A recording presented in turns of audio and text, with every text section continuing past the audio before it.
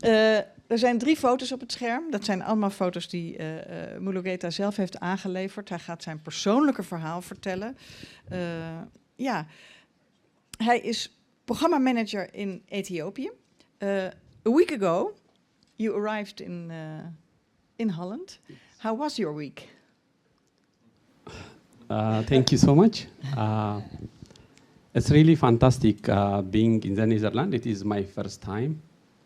So I really enjoyed the well-structured life here. A structured life. We hebben een gestructureerd leven hier. Dat vindt hij fijn, ja. Yeah. So it's really amazing, yeah, to be here. Actually, I've been working for Edukans for the past 7 years, but it's my first time coming here and see. I've visited different places, university, schools. I met many amazing people. Thank you so much, yeah. Okay. I told the people you brought these pictures. They are yours, and you're going to tell us your story. But this is the first picture, and this is a graduation picture. But we start your story when you were a very, very small guy. So start there, please. Thank you so much. So maybe to introduce myself first, my name is Mulugeta Dadi. I work for Edukans as education program manager. I'm, coming from Ethiopia. I think, Ethiopia is a country in East Africa.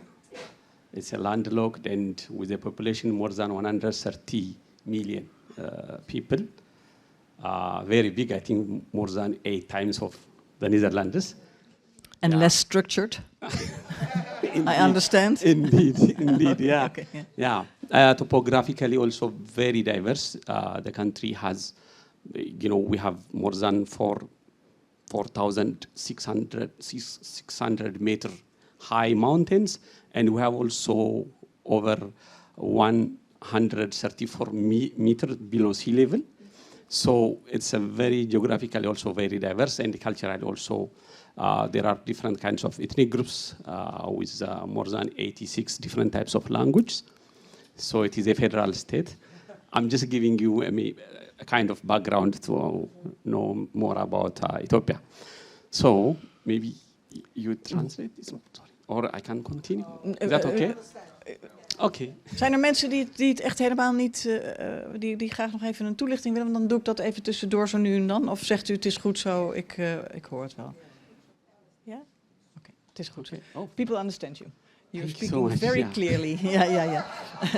You are very clear and structured. Thanks so much. But can you start with your own youth? Yeah. Where were you born? Yeah, by the way, I born in a district which is similar to Hassan Sifan, Hassan Sifan, yeah? Yeah, we are from the same district.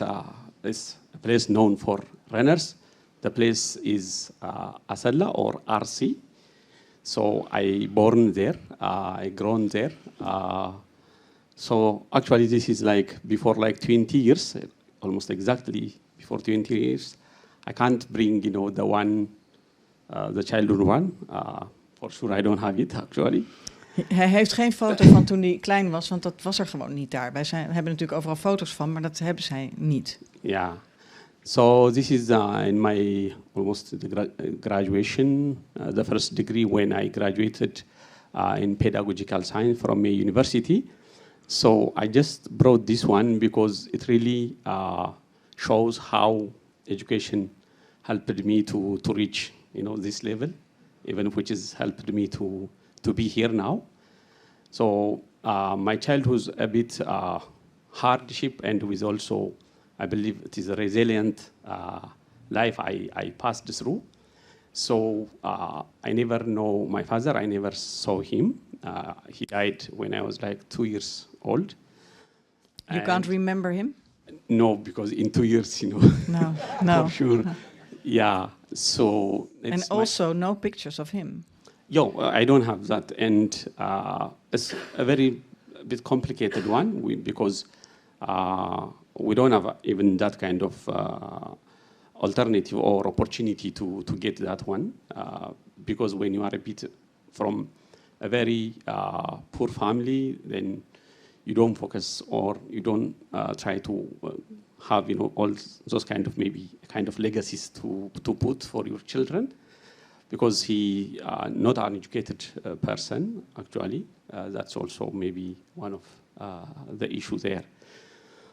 So it's fortunately it's when my age reached for school, and a school opened nearby, and my mother took me and my elder sister to school, and she was really had a very determination for education, because she observed some other families, their children who able to go to school, they supported even their families. Ja. It's common. Ik zal toch even kort vertellen. Ja. Hij zegt, zijn vader overleed dus toen hij heel jong was. Zijn moeder was erg bezeten van het feit dat je onderwijs moet genieten. Want ze zag bij anderen die wel hun kinderen naar school hadden gebracht, dat dat heel veel deed ook met de hele gemeenschap. Oké, dank je. Okay. So then she took us to that school. It was really, for me, very good opportunity. Actually, I also thank more than any other person I can say, my mother, because she's the one who took me to school. And actually, I loved, the school very much. Why? What happened there?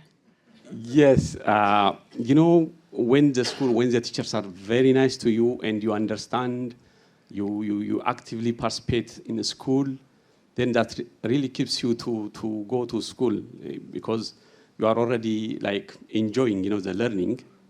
So that was, I remember my sister, she just dropped out when she reached grade 3, but I continued. And why did she drop out? She was not like, she's older than me, and actually she almost an adolescent stage. And she just said ran away, like from the school. She decided not to, because sometimes it's not like for everyone. Like schooling is so nice, I can imagine. So for me I never want to even miss class. When parents or other people are telling me not to go to school by any reason, I was really refusing, because my teachers, they were very nice. Actually, I also like... Was it your mother who gave you that vision? Was it yourself? What was it? It's actually my mother, because she was really insisting, although she only had a literacy class, she observed how those children with an education background, they're able to support themselves and supporting also their family. She wanted the best for you and for the family. Exactly, exactly. And she was, it's every time, even after she passed away, that memory also every time coming to me, like, it's education, it is through education that you can change your life, and that of mine, she was. Yeah.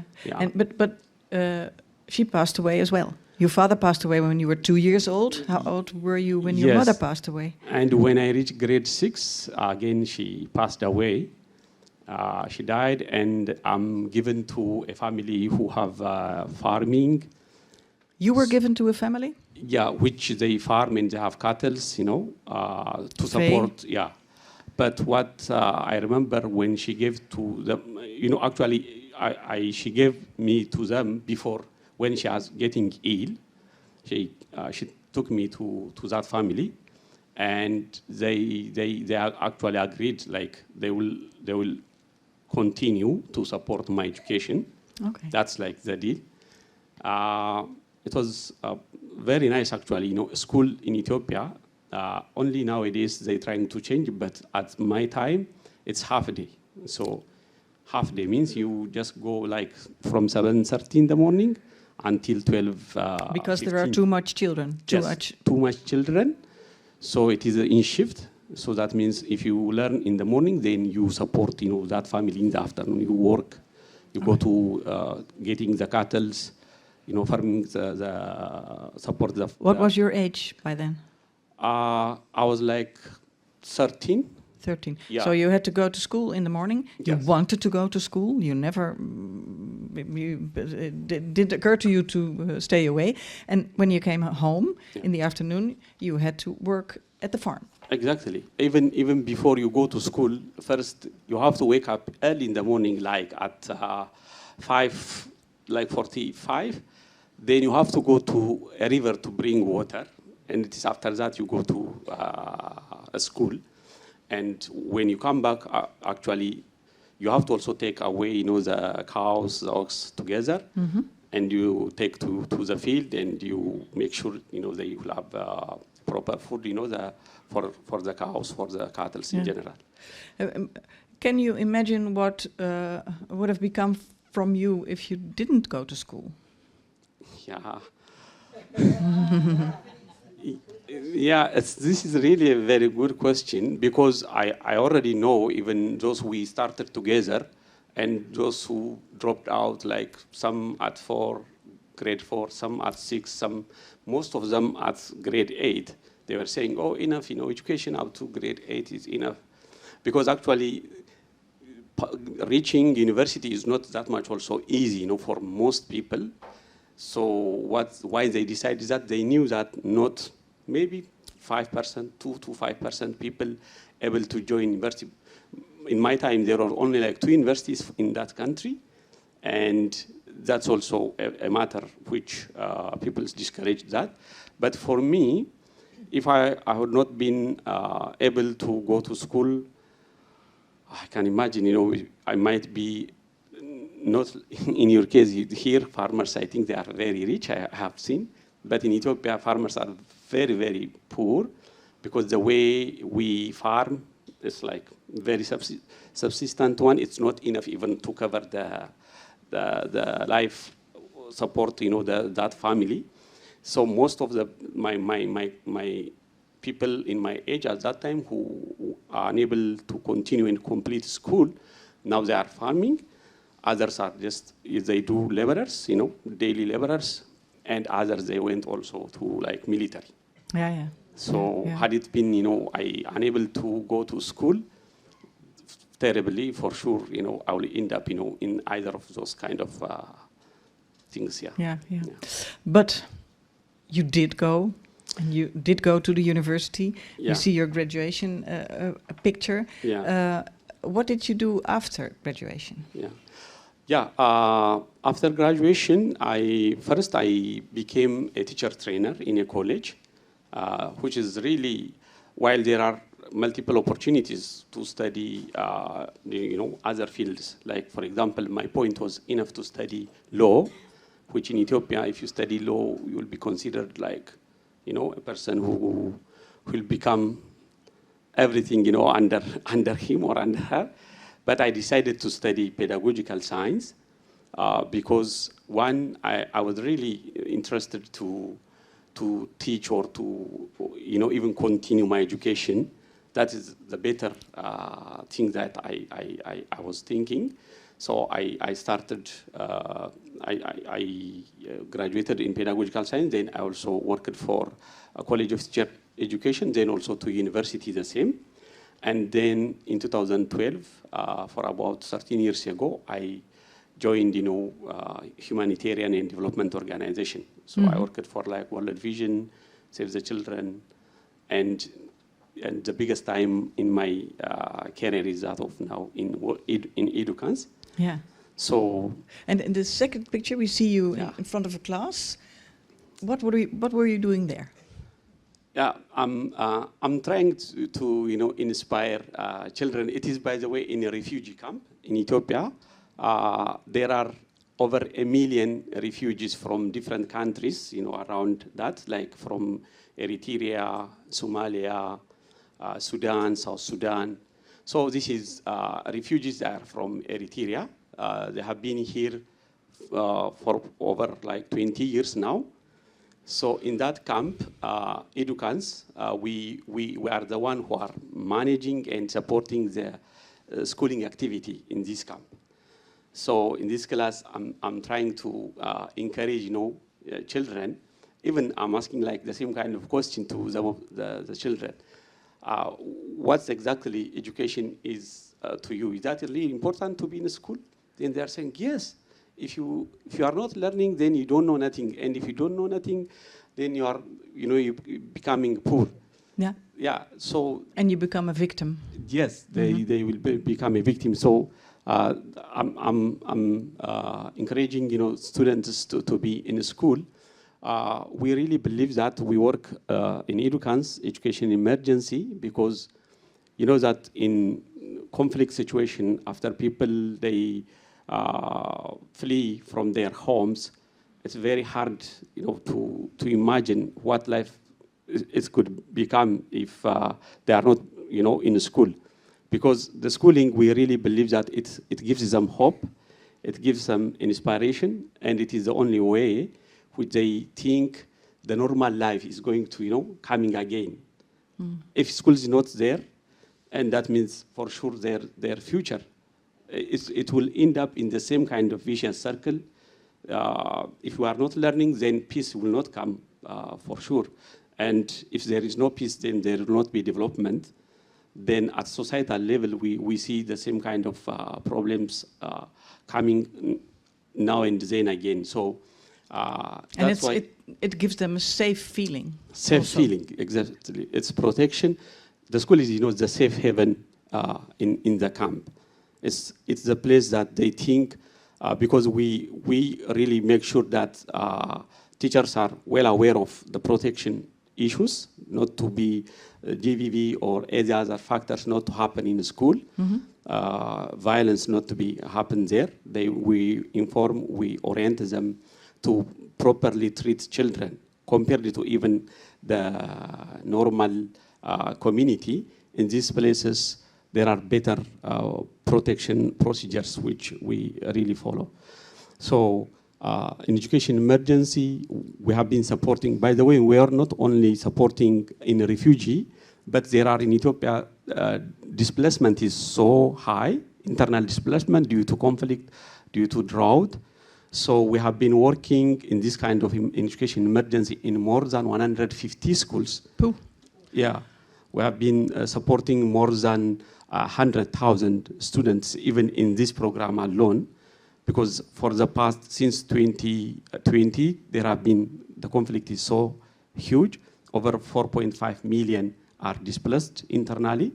So that's a huge problem. So we do education in emergency, and we really believe when you donate, when you provide, we are not just buying, a kind of exercise books or bags or constructing a school, but it is, their future, their resilience, their hope will be restored in the school. So thank you so much. I want to say, for your donation in order to help many children to have a future hope and to be resilient in their life in the future. Ja, dat is wel een applausje waard, vind ik eigenlijk. Vind je niet? Ja. Thank you for doing this work. Thank you for being in the field. And in the field is the third photo. That's literally in the field. The theme of this day is green education, and this is what that is. Exactly, yeah. This is also in another school where we recently, because climate change is a very serious issue in Ethiopia. You see it, the problem almost 2-3 years now and then. If rain is this year, then the next year you may not find it. So people, they don't also grow that much in 1 year, which is enough maybe for 2 or 3 years. Usually what we harvest might be enough for only, in most of the families, it's for half a year. So that means it's very visible. Many people are dependent on, like, with a handout of ration from WFP and other donors. So what we started in school recently in school is that we are trying to encourage, these schools, as you see, it has a lot of land, but previously it was not used. This plot of land were not used. So with our involvement, we are bringing different stakeholders together, like parents, the government bodies, the schools, communities. Then we started to have especially vegetables, fruits, and also planting different trees, because this area, usually it's like from 35 up to 47 degrees, very hot. Yeah. Yeah, luckily this school has, river is passing by where they can, we also selected it because it's possible to farm or to grow vegetables. But in another, even in the same area, if you go away like 5 kilometers, then it's completely dry because the water is not reaching there. So we selected this school. One is to show children they can still grow in a land they have, in a resource they have, in even at home level. So they are really interested to take the lesson from a school like this to their home, and they are even growing it at their home. So we have been doing this one, this school greening and gardening. Where's the water coming from? For this one, as I said, they have there is a river which is passing, yeah. And it's easy, like they can just dig a canal and bring that. But for most schools, even in the same region, more than 90% of the region water is so scarce. It is like water ration or borehole has to be dug out to get water. Mm-hmm. So we are really encouraging other partners also to work on water, so that school gardening and greening is a way for the future. Especially children, they have to know where the food is coming, how they can also contribute on that, and they have to learn also on conservation of the natural resources, especially like the soil, all those kind of things. So with the results, we are really fascinated, but we are working it only like now in 4 schools. Yeah. So the plan has a few dimensions. Definitely. There's a future plan. A future plan, yeah. Now with your donation, we are also now able to reach more schools. Now we are going to start even 30 more schools and in different 3 regions. So that will reach, I think, our reach into 34 schools possibly in the coming year. Yeah. So you need these people. Exactly. Ja. Oké. Zijn er nog mensen die vragen hebben aan Mulugeta? Ja. What kind of language you use when you educate? What kind of language does he use when he's educating? Very interesting question. The country, as I said, it is federal state, and each region, they have their own local language. So for example, the one here, it is Afaraf. They are the Afari people. So they use Afar up to from grade 1 to grade 8, they learn in their local language. And secondary and universities in English. Okay. Yeah. And you speak Afar as well? No. No. Very small. Okay. Very small. I speak other language like Amharic, Afan Oromo. I speak also that, okay. But not this one. You do enough. Nog meer vragen aan Mulugeta? Ja? Yes, I don't know if it's the same system in Ethiopia, but in Uganda with Edukans system. And there was the problem that teachers are being just placed by the government, okay, you have to go there, in a region where they don't speak the local language. So there you have the problem. I don't know if they use. Zij is in Oeganda geweest, daar was het probleem dat teachers op een plek gezet werden waar ze de lokale taal niet spraken. Is dit the same problem? Not actually that one. The problem is not that one. With the teachers, we have a lot of problems. Most of them, they are not getting proper trainings, the very poor motivation, even not this time many people want to become, a teacher. That's really a headache. But in terms of placement, usually even there are college of teacher educations, which they train with that local language. For example, with this region, as I said, they have a college which train teachers in their own language. In another place also, the College of Teacher Education, especially for primary school, they train in their local language. Then the placement also goes like that. What's the thing you're most proud of? I'm really proud of. There are even children which we supported in a school that we supported. Now they are in university, and when they come back after they complete, and they are really thanking Edukans and our intervention there. So, because for me, it's education who, I say always, thanks to education, it's for whom I am now, it's because of education. So I see also in those children the change in the way they life is, their path of life is changed.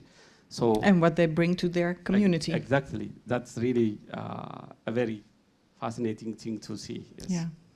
Well, I think you may be proud of what you are doing. Yes. Ja, applaus. Thank you for inspiring.